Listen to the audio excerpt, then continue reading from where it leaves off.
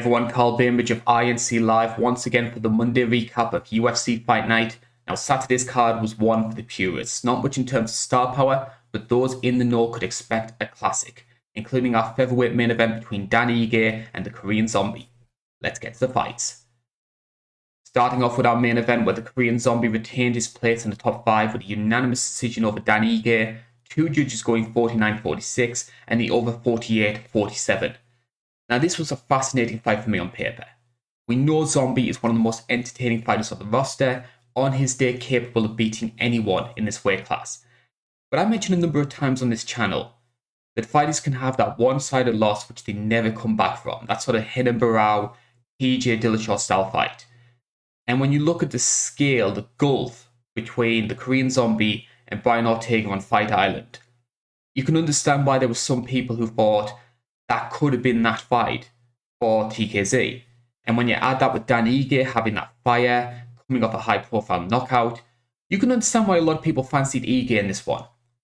This fight for me, though, reminded people how good Zombie still is. And not just in the ways we expect.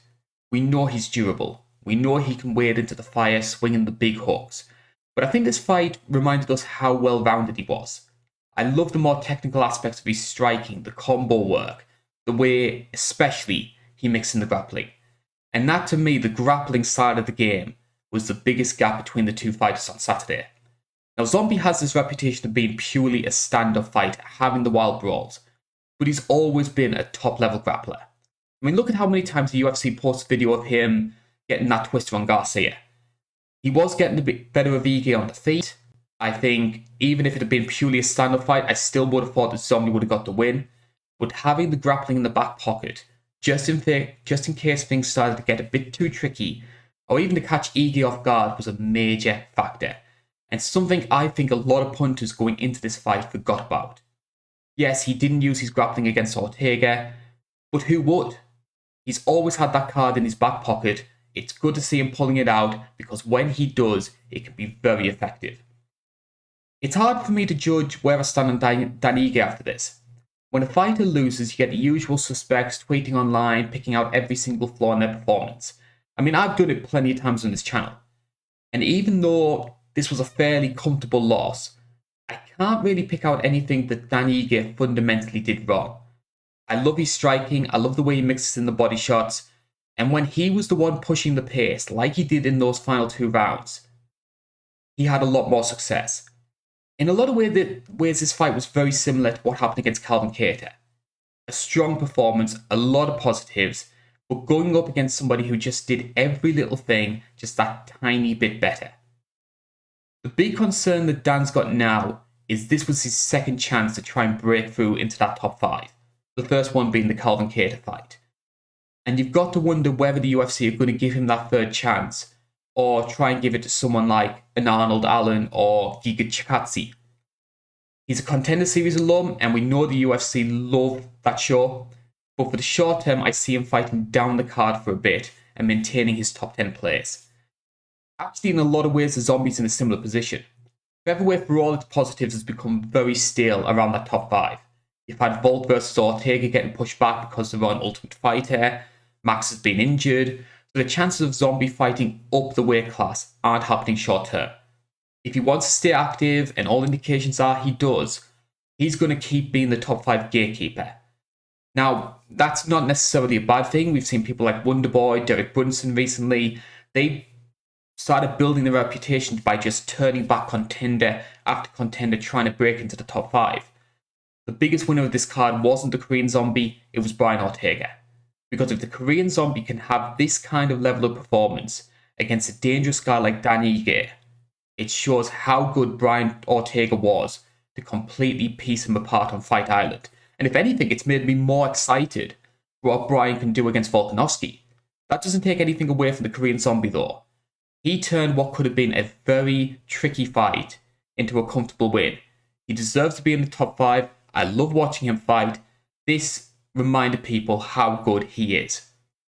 Now, there's a lot of stories I could talk about on the rest of the card. Well done to Sergei Spivak for the biggest win of his career. Now, I was critical of Spivak when he first came into the UFC and he just got completely railroaded by Walt Harris. I thought that he would flame out very quickly. but to his credit, he's bounced back very well. And a win against a guy like Oleinik, who, yes, is well past his prime, that's still a big feather to have in your cap. The fight I want to talk about, though, is Chito Vera versus Davey Grant. A lot of people had this down as a potential fight of the night, and in my opinion, it delivered. I think Davey started the fight very well. The improvements he's made in his striking compared to how he was in Turf have been substantial. And we saw him try that 1-2 combo, which he's had so much success with in his past few fights. But it's a high energy style. And when you add that with Chito's durability, his body shots, it started taking its toll. And by the third round, Davey just had nothing left. I love the work Chito did with the elbows too. I don't know why we don't see too many elbow specialists in MMA these days. Because if you look at Davey this week or what Leon Edwards did to Nate Diaz, it's an effective striking technique and it caused Davey a lot of problems. We've all seen the pictures online of the cuts and the bruises on his face, so it's very effective. I'd like to see a lot more MMA fighters using those sort of techniques. Honestly, it's a hard fight for me to judge because I know Davey in real life. We've had him as a guest on one of our preview shows. He's a lovely guy, and for that reason, I can't be too critical about his performance. He has no reason to be ashamed. He gets himself another 50k.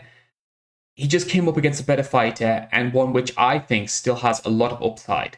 Chito Vera is a very underrated fighter. I know a lot of people have sort of tried to meme him a bit because of what happened against Sean O'Malley. Jose Aldo is still a top-level fighter. There's no shame in losing to Aldo. That was a one-sided loss in his regard. I still think Chito is a very, very good fighter and can cause a lot of the top 15 problems. Truth be told, there's little about this card I can criticise. Matt Brown, 40 years old, and doing that to Diego Lima. It's been a bad week for the Lima brothers, I have to say, because of what happened to Douglas in Bellator as well.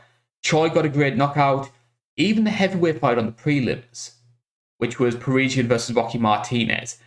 Usually, unranked heavyweights is just a big red flag for me. I usually try and avoid those fights. I even enjoyed that one to an extent. I don't agree with the judge's decision, but the fight itself I found in a sort of crude way quite fun.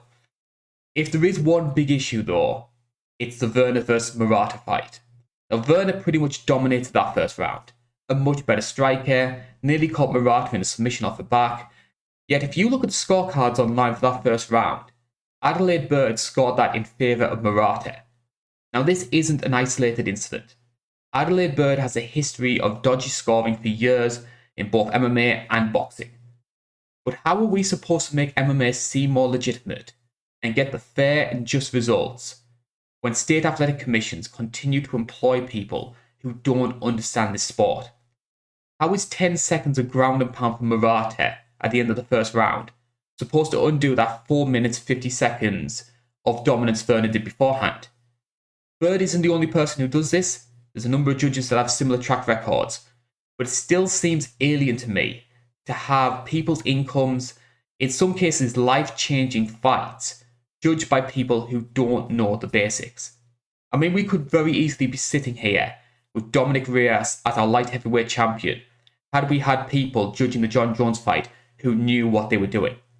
I'm sure there's going to be plenty more bad decisions for me to rant over. For now though, we're going to call it a day. Please like, share, subscribe, ring the bell so you never miss a video. I've still got big plans for what I could potentially do with the live version of this channel. I'm hoping to try and get some more interviews. Big thank you for anyone who checked out the one we had with Gillian DeCourcy. I'm going to be back next week for Cyril Gane versus Alexander Volkov. This one actually at a reasonable time for us Brits, so I can't complain. This is the INC. Thank you for watching.